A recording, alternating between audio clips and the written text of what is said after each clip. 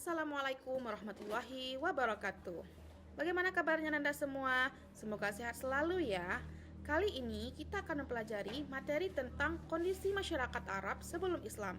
Tujuan mempelajari materi ini adalah untuk mengetahui bagaimana kebiasaan positif dan negatif dari masyarakat Arab sebelum Islam. Dan nantinya kita dapat membandingkan bagaimana perilaku mereka sebelum Islam dan setelah Islam datang. Nah, berbicara tentang masyarakat Arab sebelum Islam, kita dapat meninjau dari 5 aspek, baik dari aspek geografis, politik, ekonomi, sosial, dan agama. Nah, secara geografis, Arab terletak di sebelah barat Asia. Nah, Arab berarti padang pasir, karena memang sebagian besar wilayah Arab terdiri dari padang pasir. Nah, Jazirah Arab dibatasi oleh Laut Merah, Teluk Arab, Irak dan Syam, serta Laut Arab dan Samudra Hindia. Dan Mekah sendiri berada di sebelah selatan Madinah dan timur laut Jeddah. Nah, dari aspek politik, masyarakat Arab sebelum Islam terkenal dengan hidup bersuku-suku. Nah, setiap suku dipimpin oleh seorang amir yang bertugas untuk mengurusi perang dan mengurusi harta rampasan perang. Nah, kita tahu bahwa masyarakat Arab sebelum Islam sering mengadakan perang antar suku. Karena memang suku-suku ini mereka tidak akur ya.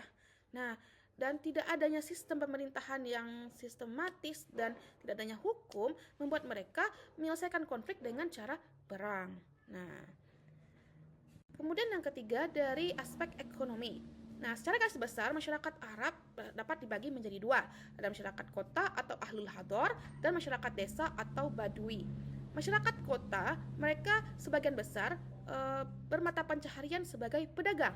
Mereka suka berdagang ke daerah-daerah lain seperti ke Yaman, ke Syam, atau ke pasar-pasar besar seperti Ukas, Madinah, dan Sumajaz. Nah, sedangkan penduduk desa atau badui, mereka hidup dengan cara bertani dan beternak. Nah, mereka ini hidup secara nomaden atau berpindah-pindah karena mereka harus menemukan sumber air, harus hidup di sumber air atau oase begitu. Dan oase itu tidak selamanya bertahan gitu. Nah, makanya mereka hidupnya nomaden. Yang keempat di bidang sosial atau di aspek sosial. Nah, masyarakat Arab sebelum Islam memiliki kebiasaan positif dan negatif. Jadi walaupun mereka dikenal dengan masyarakat jahiliyah, bukan berarti mereka tidak mempunyai kebiasaan positif gitu.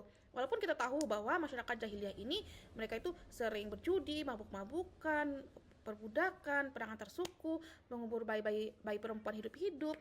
Nah, di sisi lain mereka juga punya kebiasaan positif seperti mereka suka memuliakan tamu, menepati janji, ahli astronomi, dan ahli syair. Bahkan orang yang bisa syair atau bisa menulis syair dengan baik, mereka itu sangat dihormati di masyarakat.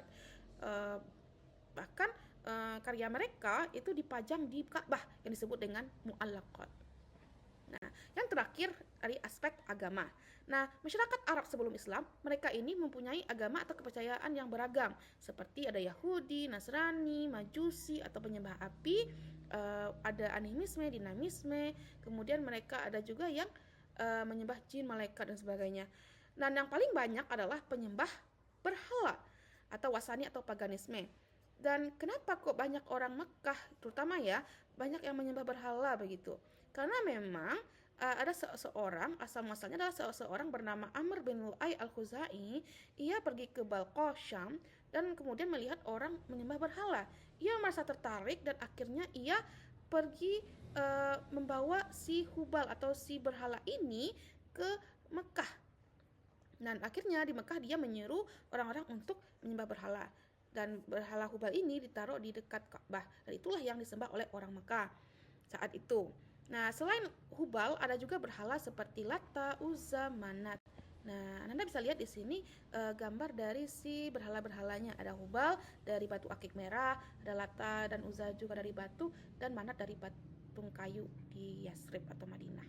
Nah, mungkin sekian materi kita kali ini. Semoga paham ya.